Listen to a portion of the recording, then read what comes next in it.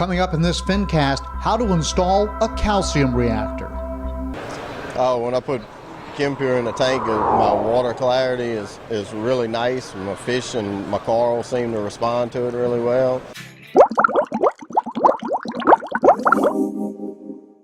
Hi everybody, John here with another Fincast, and today, as promised, we'll continue with the 180 build by showing you how to install a calcium reactor, and we'll be doing this again on my 180-gallon tank, and we'll go step by step and show you all the different primary things that you need. We will show you how to hook it up. We'll be doing it through an Apex controller, and we'll be doing this with the help of my son, Ben Carlin of Carlin Aquarium Systems. So let's dig right in. So calcium reactors can be one of the absolute best ways to maintain stability in your aquarium, but selecting the right equipment for it can be one of the hardest tasks imaginable.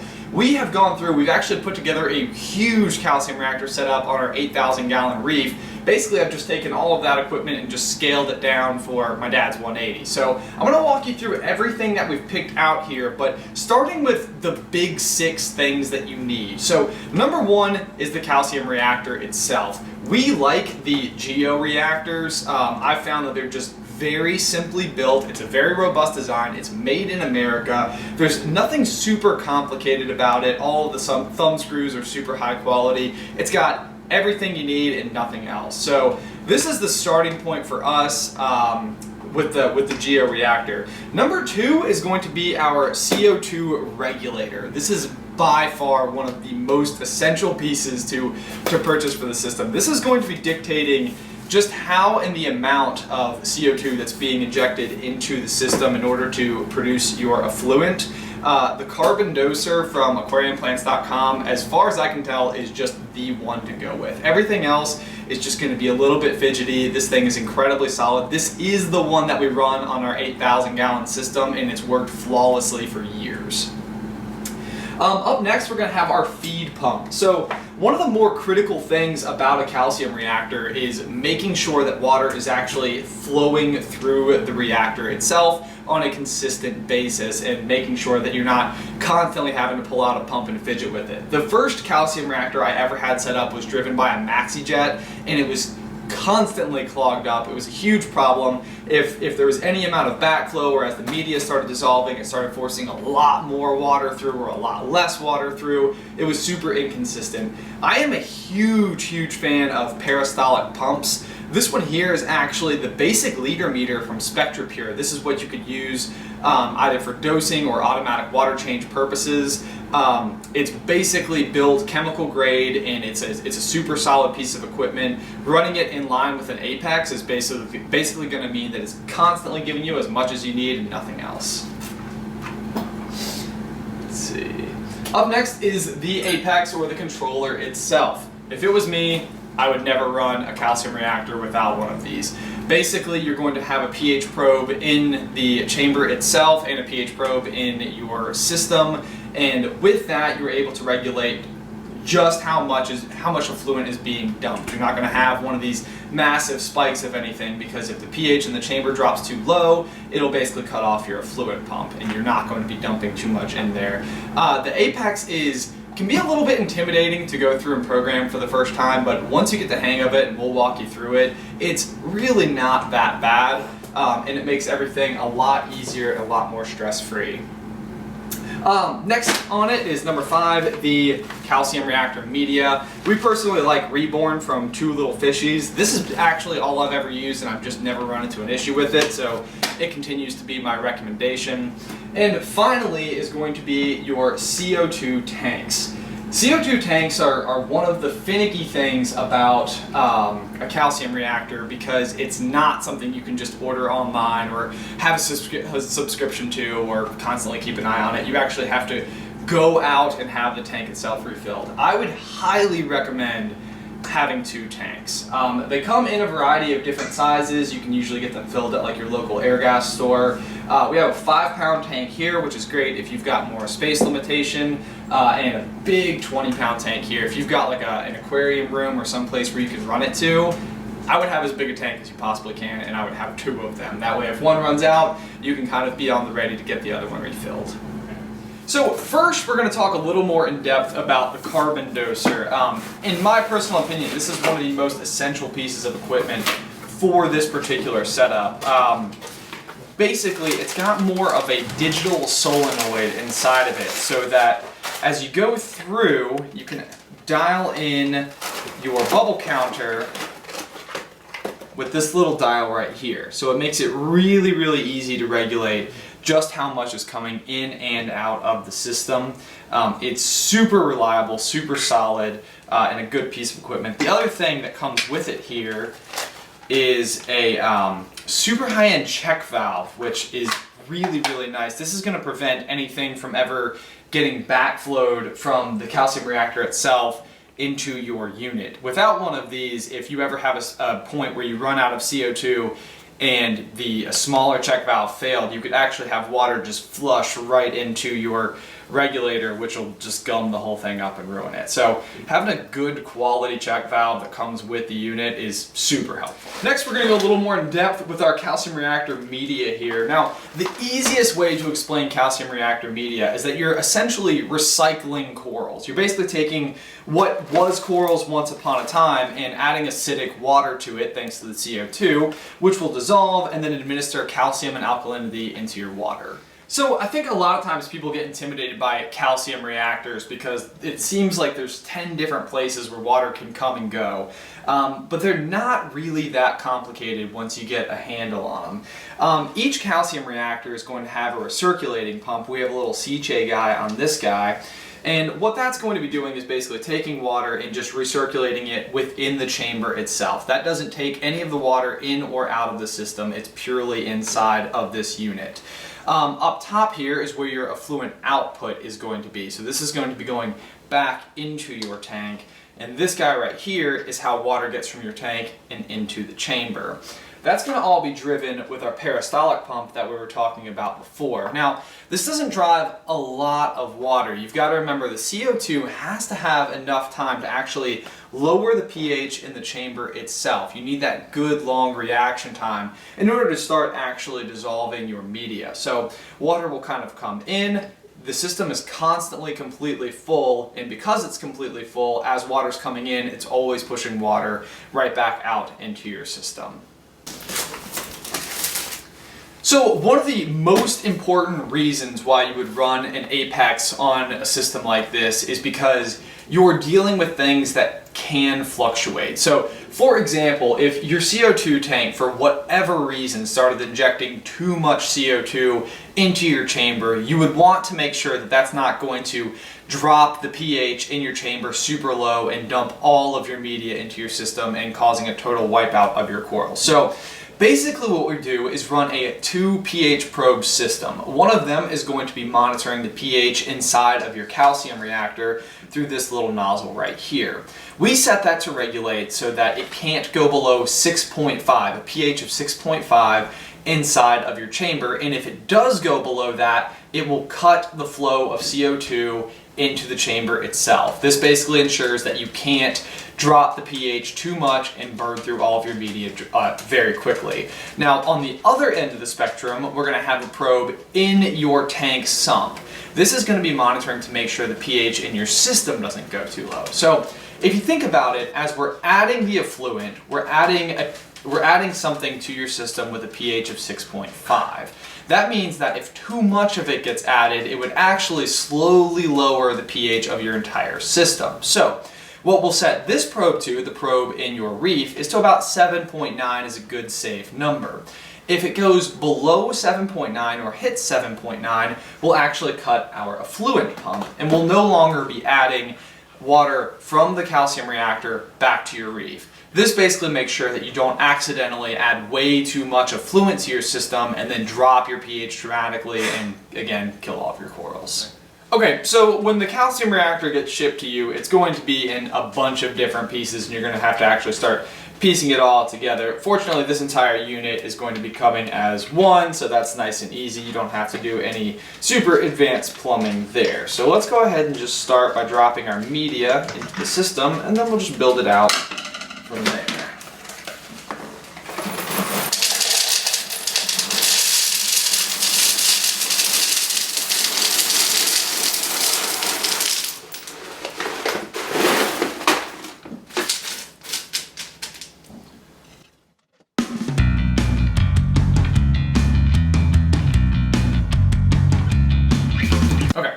Now, one of the reasons that I like these calcium reactors is that everything is really easy to assemble. Down here we have a little stretch of silicone tubing that's going to attach to the intake of our Co2 pump, and then just a simple union up top. Everything is already pre-measured for you, so pretty much it's just plug and play. Now, on the back side here, the output of your recirculating pump is going to be feeding the bottom of the calcium reactor. So basically what you're doing is you're drawing water from the top of the system and then recirculating it from the bottom up. So same thing here, we've got a little piece of silicone tubing which is just going to make a U shape and fit down over the output of your pump. We've got our little hose clamp which we can just slide right on down, just like that.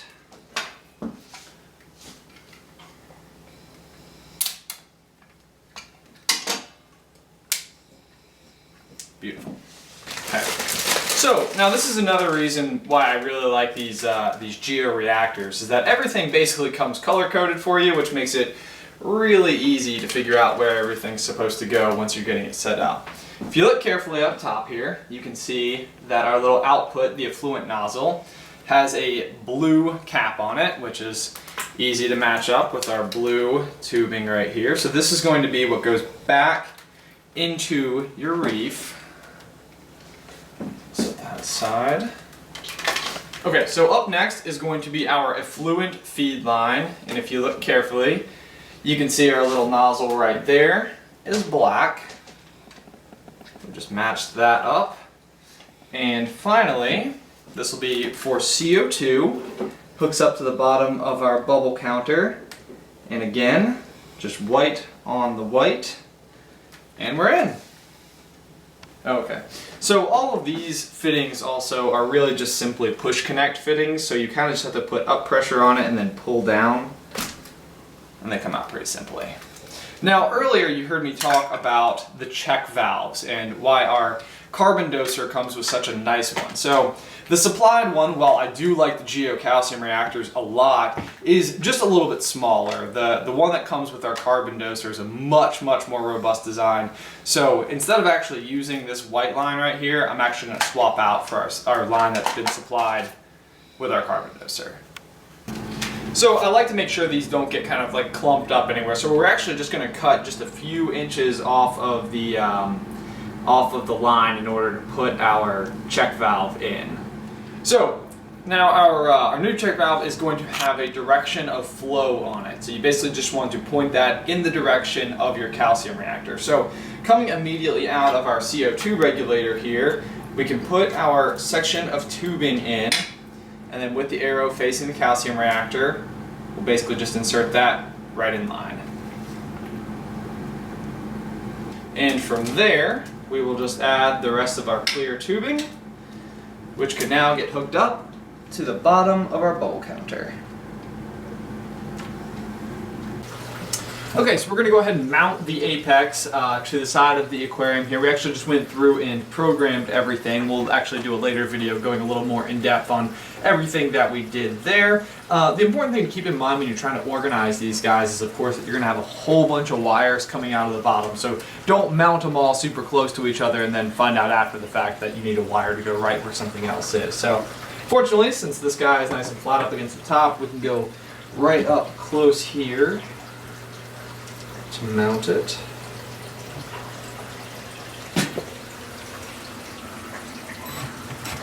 And just make sure there's no glass directly behind your aquarium wall.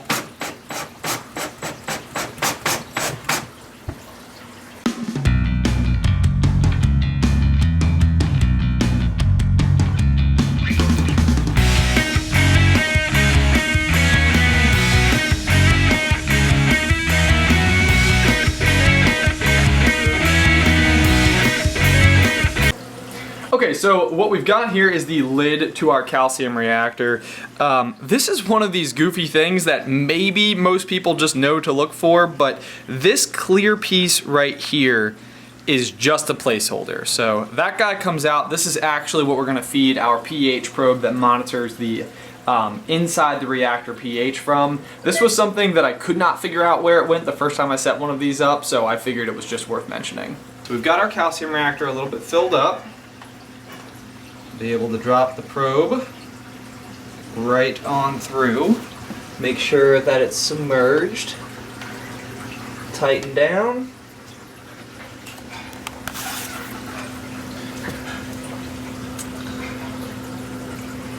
Looks good. Looks good, and now if you come over here and check.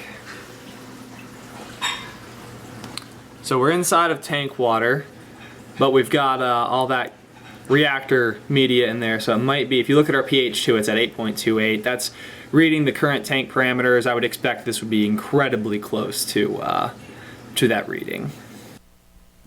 And we did calibrate both of the pH probes we would be using in this system. And we did a separate video on how to calibrate those, so just click on the card right now if you want to see how to calibrate.